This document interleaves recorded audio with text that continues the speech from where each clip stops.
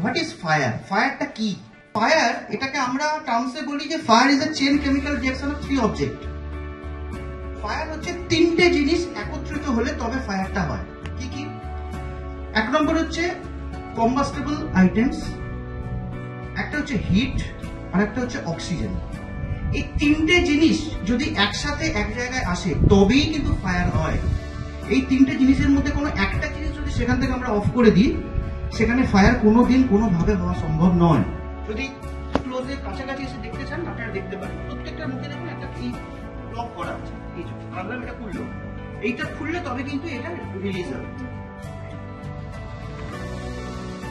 এইটা রিলিজ হলে তবে কিন্তু আমরা এই হ্যান্ডেলটাকে সুইচ করতে পারবো। এটা রিলিজ হলে তবে আমরা সুইচ করতে পারবো। সুইচ করলে যখন এই পাইপটা দিয়ে পাউডারটা বেরোবে, এটা দরকার নেই আপনাদের হাতে করে ধরা, এটা আপনারা মাটিতে বেসেতে রাখবেন।